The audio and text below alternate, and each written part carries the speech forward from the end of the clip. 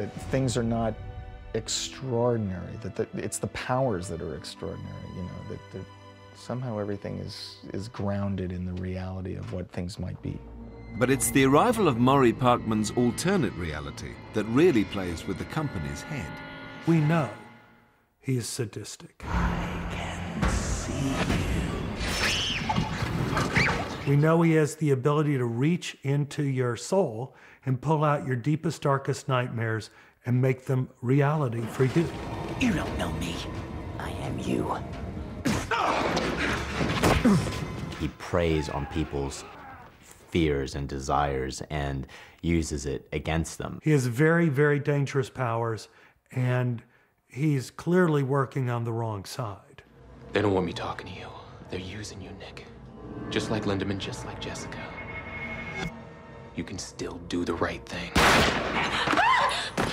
What better way to mess with her head than have the guy that she's been in this antagonistic relationship with for the whole of the first series. When Nikki sees DL there, she, you know, obviously she thought he was dead, and he is dead, but she, you know, Maury's turning it against her. You have to kill him. It's the only way you can save Mike. I think it's Maury we need to call Bob. People have to be responsible for themselves. People have to understand their own abilities, their own purpose, and to take hold of it, which is what that entire scene is about. We shot several versions.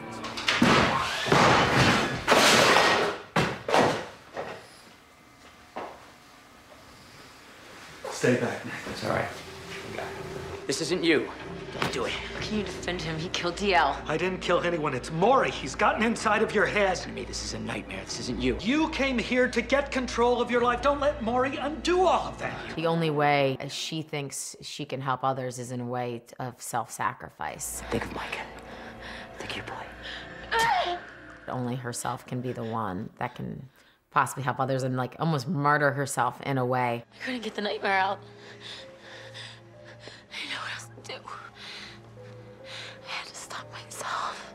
But Nikki's nightmare was not over yet. Exactly what he was afraid of happening happened, and exactly what he told Bob. What's wrong? Antibodies aren't working. This isn't possible. Not now. If you mess with this virus, it will mutate, and my blood's not going to be able to cure it. It's another strain of the virus. And then we're going to be in serious trouble. It's immune. My blood's no longer a cure. I think any of us in that position would be frightened, scared. Maybe in a way it brought peace to her life. I'm going to die. Here's an old Southern expression, and that is God closes a door and opens a window.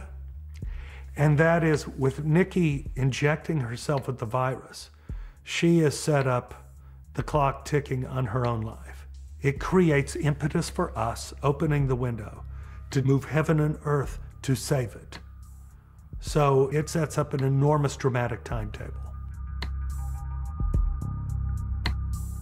And the drama continues for Peter and Caitlin as their arrival in a deserted New York reveals a futuristic vision full of paranoia and fear.